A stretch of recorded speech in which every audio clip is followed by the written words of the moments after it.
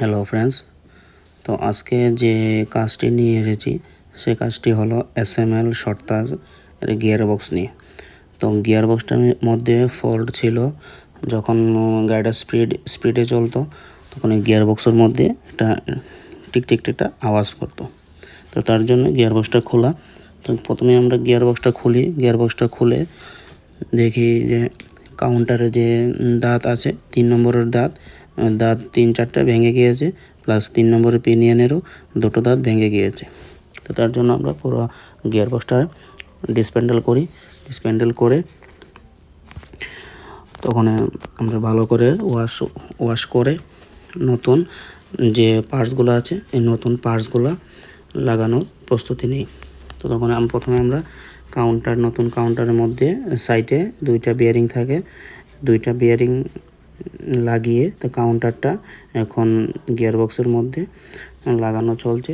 তো কাউন্টারটা গিয়ারবক্সের মধ্যে লাগিয়ে কাউন্টারে যে 5 নম্বর পিনিয়ন আছে এই পিনিয়নটাও বসিয়ে তো লক করে দিলে কাউন্টারটা সেটিং হয়ে যাবে।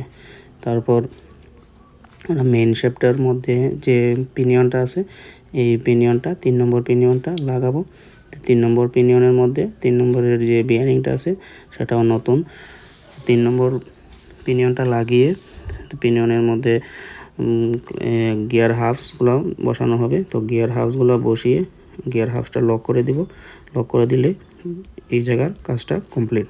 তারপর আমরা কী করব, যে মেন শেপটা আছে সেই মেন শেপটা গিয়ার বক্সের মধ্যে লাগাবো। তো গিয়ার বক্সের ভিতরে মেন শেপটা লাগিয়ে মেন শেপটার মাথায় থাকবে একটা পাইলট বিয়ারিং, ওই পাইলট বিয়ারিংটা লাগিয়ে ব্রাশটা লাগিয়ে তারপর টপ গিয়ারটা সেটিং করব। তো টপ গিয়ারটা লাগানো হয়ে গেলে তারপর গিয়ার বক্সের মধ্যে উপরে যে গিয়ারের ফ্রকগুলো থাকে সেই ফ্রকগুলো একের পর এক লাগাবো। তো ফ্রক থাকে 3টা, তো 3টা ফ্রক লাগিয়ে ফ্রকের যে শাফটটা আছে এই শাফটটাও লাগাবো।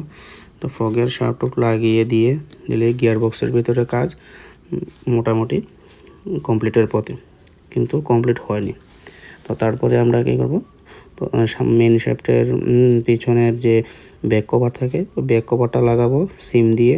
তারপর ফ্রন্টে যে টপ গিয়ারের কভার থাকে টপ গিয়ারের কভারটাও লাগাবো সিম দিয়ে। লাগিয়ে গিয়ার বক্সের মধ্যে যে কাউন্টার আছে কাউন্টারের যে ফ্রি প্লেটা চেক করব। তো ফ্রি প্লেটা অ্যাকুরেট থাকলে তখন আমরা হাউজিংটা লাগিয়ে হাউজিংয়ের যে নাট বোল্টগুলো আছে সবগুলো টাইট দিয়ে দেব। টাইট দিয়ে দিলে গিয়ার বক্সের কাজটা কমপ্লিট। তারপরে উপরে টপ কভারের উপরে গিয়ার অয়েল দিয়ে দিলেই 4 লিটার গিয়ার অয়েল লাগে। তো 4 লিটার গিয়ার অয়েল দিয়ে এবং টপ কভারের গাস্কেটটা বসিয়ে টপ কভারটা লাগিয়ে দিলে কাজটা পুরো কমপ্লিট। এরপর গাড়িতে উঠানোর পালা। তো গাড়িতে উঠিয়ে গাড়ির নাট বোল্টগুলো সব কিছু লাগিয়ে একটা টায়াল দিয়ে দেখব গাড়িটা কতটুকু সাকসেসফুল হয়েছে না হয়েছে। তো বন্ধুরা দেখো কাজটি কীভাবে করা হয়।